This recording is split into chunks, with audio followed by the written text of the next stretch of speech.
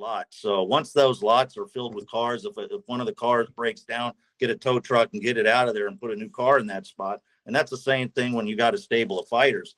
Somebody's going to break through. You have an idea who the prospects are and how they're going to break through, who's going to break through. But at the end of the day, if a guy can't do it, your window to be the aim as a fighter, you have to be a star to really get rich in boxing. The top 1/10 of 1% is going to make a living. People call boxing a business. It's a business at the very top level.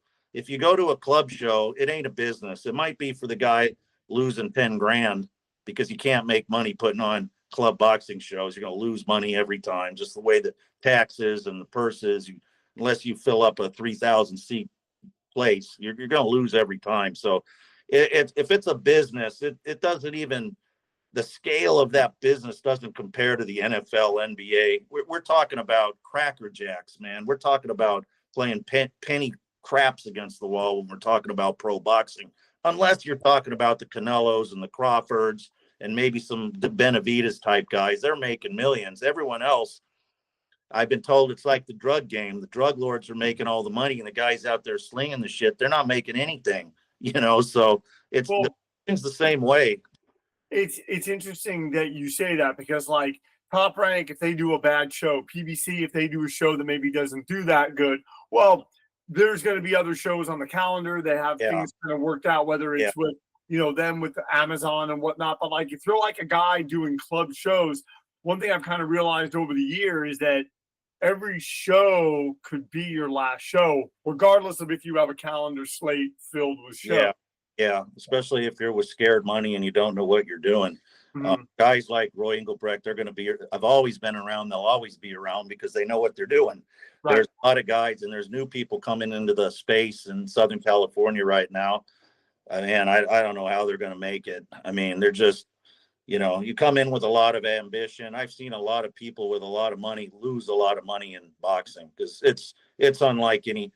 It's not a business where you can just chuck money against the wall, and like other businesses where you're going to make money by spending money.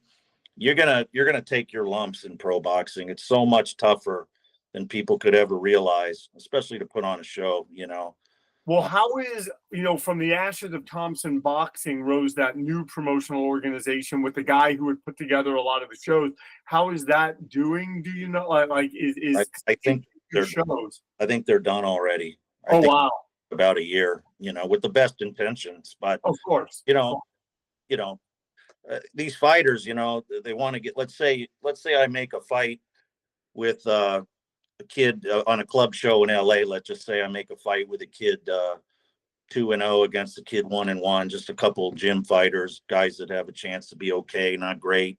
There's no market for that. Nobody's lining up at like at the old Olympic, just saying I'm going to go watch boxing. What you do is you go to watch your cousin, your primo, your brother, or your neighbor, or your friend's son.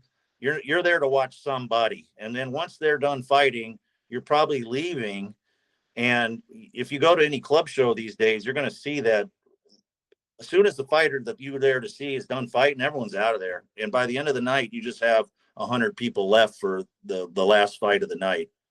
So we don't have the general public clamoring to watch this product, which means if I was a promoter, and I am involved with another promotion, Toro Promotions, and we've put on shows recently, and if you want me to pay you a couple thousand to fight 4 rounds, if your friends and family aren't coming, no one else coming to watch you.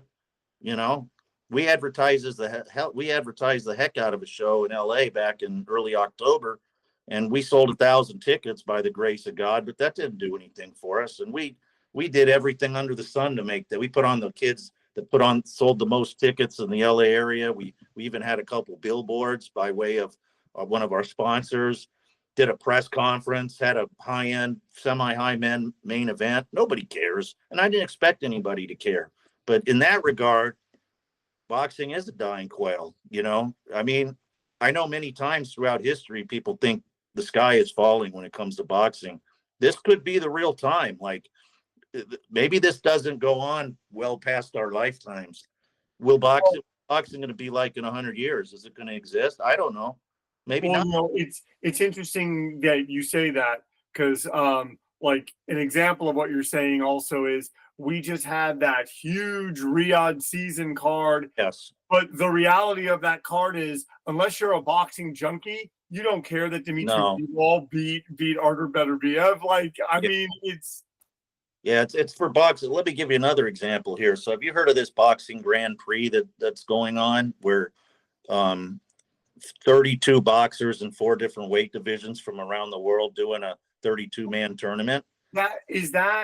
what promotional outfit is doing that? Through Riyadh season. Okay, yeah. So let me give you an example. There's 32 heavyweights there that they, as soon as this was announced, I just said pipe dream, complete pipe dream, because their parameters were so narrow. If you had to be 26 or less, have less than 15 pro fights, and how are you going to build a competitive field? It's going to be like you're going to see somebody in this field and everyone's going to go, oh, hell no. If that dude's in there, I'll never win the dang thing. I'm not going in. Somehow they've managed to come close to filling the 32-man field in heavyweight, but that's only because they had to start expanding their parameters, go to 30 years old or even 31 years old. And maybe a guy has 15 pro or 20 pro or something like that. You can't. Is it 32 people per weight division? Yes. 4 weight classes. Yeah. That's like 100 and like 30, like forgetting people getting sick, forgetting people getting cut, forgetting people yeah, it's like that. So and if you look at the fields, I can just point out this guy's probably going to win, that guy's probably going to win. It's not there, it doesn't leave much to the imagination with respect to it's not each one of those weight classes. You could probably point to 3 guys that have a legitimate chance, and everyone else is, there's guys that don't even belong at the club level on some of these. I mean, they're going to get whacked out in one round.